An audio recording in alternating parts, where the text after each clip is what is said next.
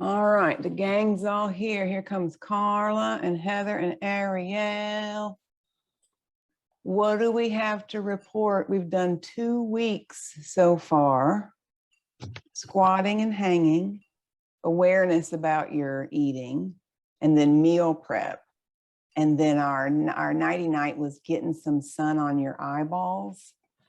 And let me turn this thing on. And how did we do? What's our progress report? Well, I'm currently eating a salad. So Are you having a breakfast salad? Mm-hmm. I love a breakfast salad. What's in your salad?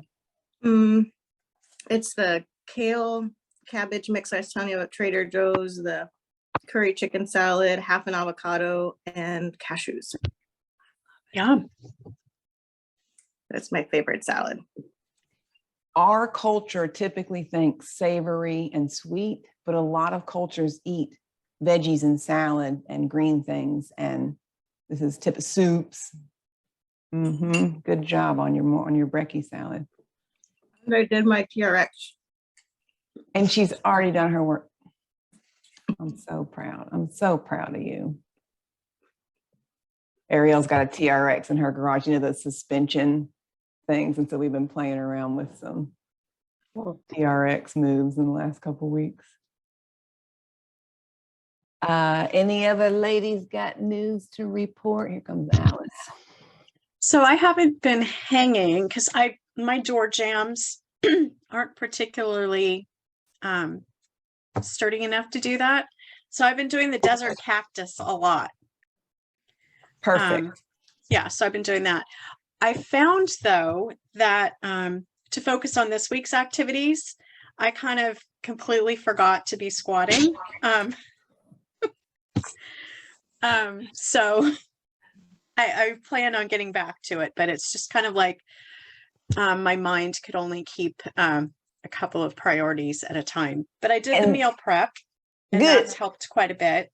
And that's perfect, Carla, because I didn't want to overwhelm you and be like, you should be doing this leg exercise and this upper body. I was like, one thing. I just, right now I just can't. So I'm just doing what I can. And the sun in the morning, been doing that pretty successfully, except for the couple of days where we had the inclement weather.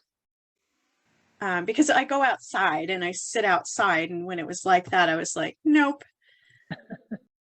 So do you have any suggestions about that since we're going into the season where we'll have a lot more cloudy, rainy days? So, you know, I grew up in Florida, right? Lucky you. So I am very much a fair weather outdoor exerciser. And Heather was teasing me earlier because I was like, well, I guess I won't be walking. She's like, you're going to put on your rain pants and you're going to put on your raincoat and you're going to get out for your walk. So I think, just mentally adjusting to like, now it's cloudy and rainy. And no, but I mean, in response to like the sun on your eyeballs. Oh, yeah. Okay. So what Huberman, the guy that, you know, that I sent you those videos that he talks about that idea of, he's an ophthalmologist. And so he talks about how when the light hits your eyes, that triggers your brain to wake up. He says, if it's bright sunny out, you might need 2 to 5 minutes of bright sunlight in the morning. If it's an overcast day, maybe you need 10, 20 minutes. And you could incorporate. If it's raining. Right. So, and my understanding is you're still getting those UV rays. So even when it's like how they say, oh, you should put on sunscreen even if you're indoors all day, right? That light, if your plant is growing by a window, the plant is still getting light even in the wintertime. You know what I'm saying? So it's not like throw it out the window in the winter, but it will probably be different. It'll be, this is why we have these happy mood booster lights indoors in the Pacific Northwest, right? Because it is different, but it is still, you are still getting some filtered light even through the clouds, even through the rain, is my understanding of this, how this works. Anybody else got news of the week? I was pretty good with my squats.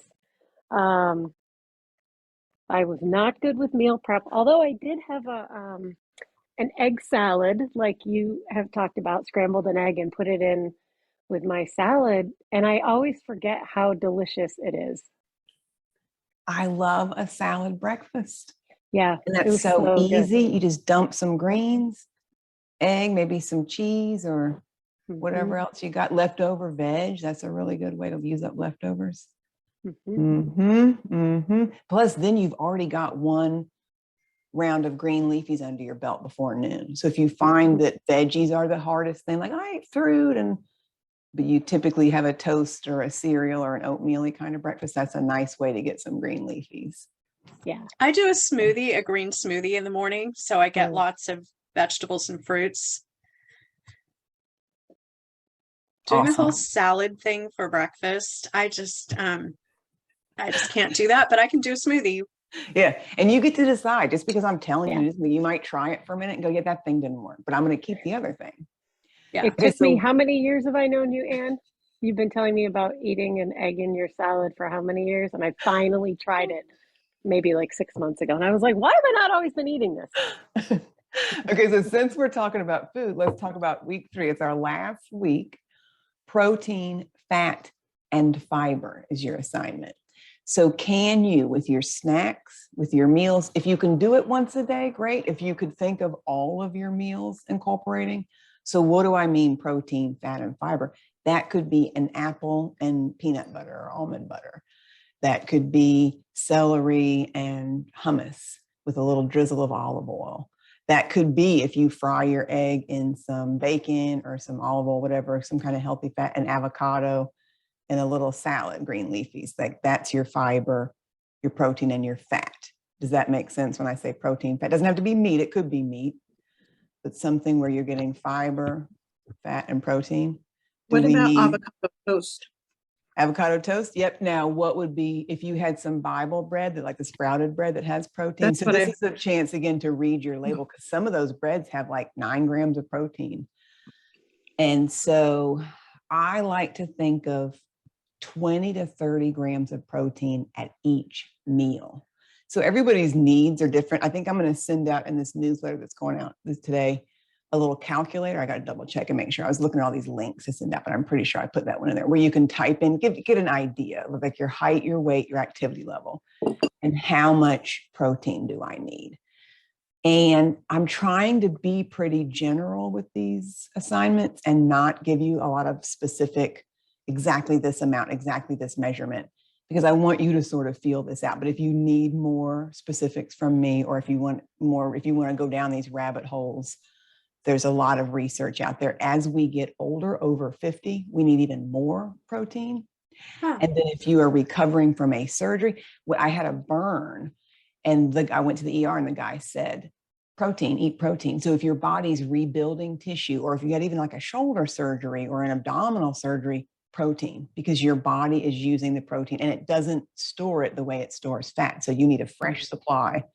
And that could be, again, half a chicken breast. It could be 2 eggs. It could be a can of tuna. It doesn't have to be a steak.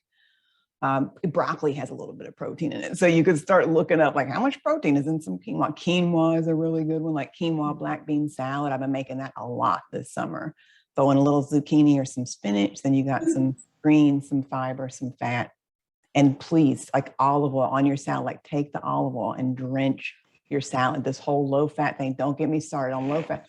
Anything low fat, it might as well say chemical shitstorm. If it says low fat, don't throw it in the trash because it's going to taste gross, going to taste all chalky, and your brain's not going to get that like, you put a little butter on your toast, you get that satisfying feeling, you get that coating in your tongue. It doesn't have to be a whole stick of butter, but a little pat of butter, and that gets your little nummies to where you feel satiated.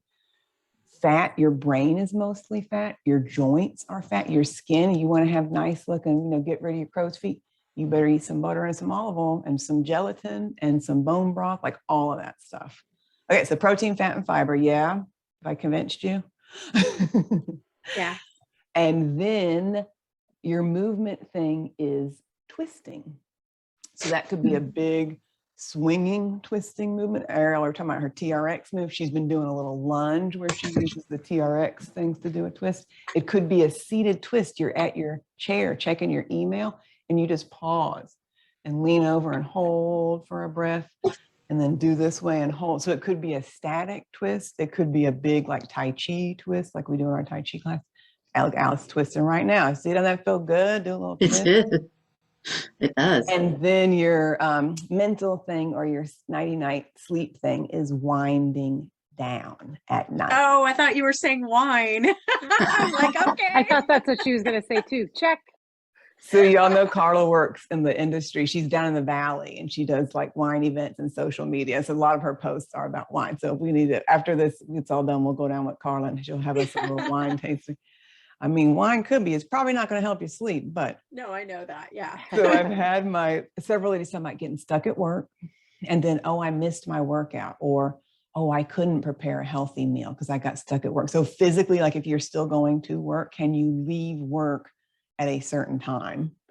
And then what would it take for you to do that? If you work from home, can you shut your computer off? One of my gals was telling me she brings her laptop to bed with her and then she's just scrolling like doom and gloom news stories at 11 o'clock at night. I'm like, of course you're not sleeping.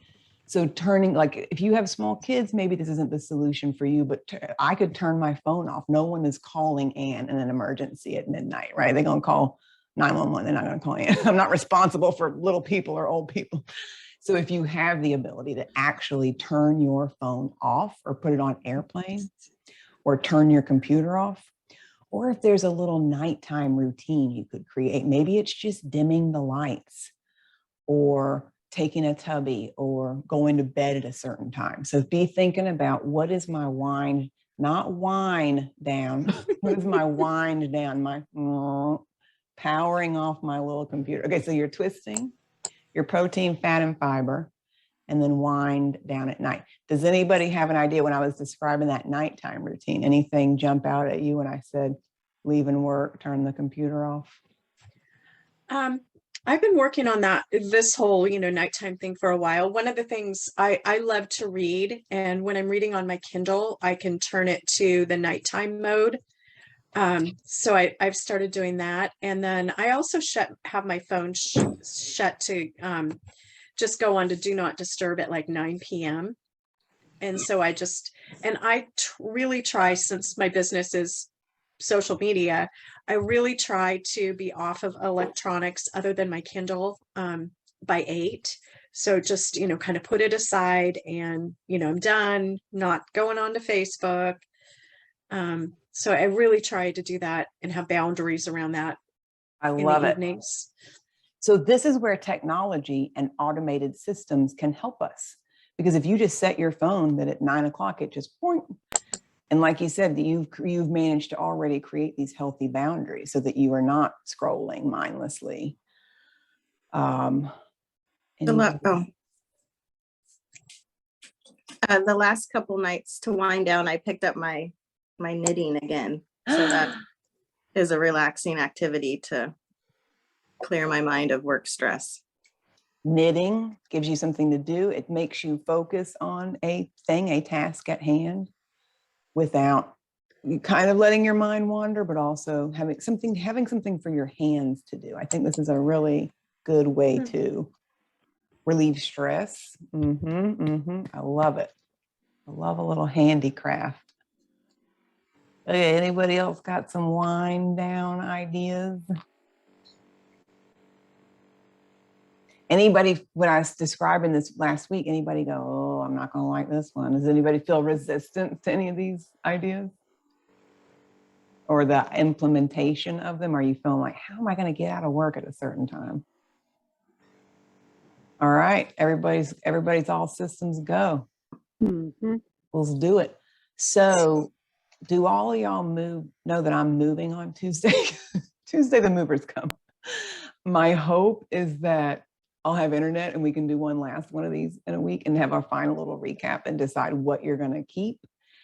If some kind of tragedy strikes and we don't have internet, then I'll send you an email, let you know. But if you're up for it and you want to do one more little check-in, I'm happy to meet next week, same bat time, same bat channel. And now I'm going to turn you loose and say, go forth. Think about protein, fat, and fiber, and twisting and winding down your assignments for this week. Awesome. Thank you. Thanks, Ladies. Ann. See you Have a good soon. weekend.